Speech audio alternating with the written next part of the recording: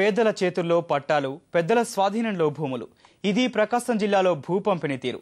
జిల్లాలో 20 ఏళ్ల కిందట ఎస్సీ ఎస్టీలకు పట్టాలిచ్చిన అధికారులు భూమిని చూపడం మర్చారు.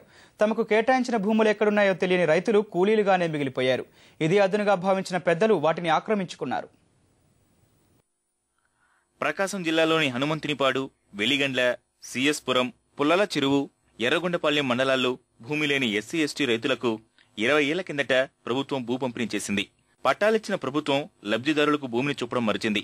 భూములు చూపాలంటూ లబ్ధిదారులు కార్యాలయాల చుట్టూ తిరిగినా అధికారులు కనికరించలేదు.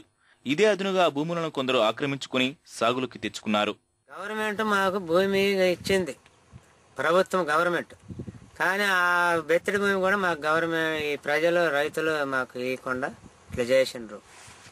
మాకు న్యాయం చేయాలని మేము అడుగుతున్నాం. మా పట్టాలు కూడా ఉన్నాయి.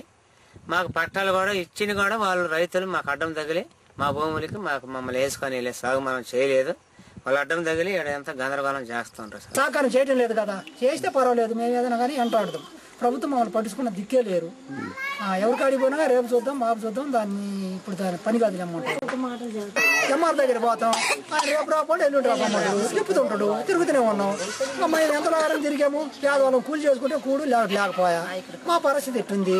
అది తిరగలేక మేము కూడా వదిలిపెట్టేసాం. ఆక్రమణల తంతు పరిశీలిస్తే దొడ్డి చింతలలో ఎస్సీలకిచ్చిన భూములను మాజీ వీఆర్ఓ అనుచరులు సాగు చేసుకుంటున్నారు. వేములపాడులోని 70 ఎకరాలని వీఆర్ఓ ఆక్రమించుకున్నారు. ఉమ్మనపల్లి, ముప్పాళ్లపాడు, హజీపురంలోని అసైన్ భూములు రాజకీయ నాయకుల చేతుల్లో ఉన్నాయి.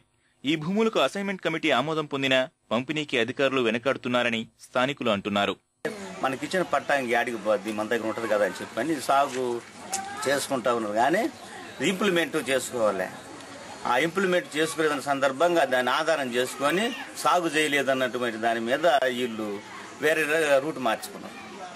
దాదాపు చాలా కాలం నుంచి ఇది జరుగుతూ ఉంది. ప్రభుత్వ యంత్రాంగం స్పందించి పెద్దల ఆక్రమణలో ఉన్న భూముల్ని తమకు అప్పగించాలని లబ్ధిదారులు కోరుతున్నారు.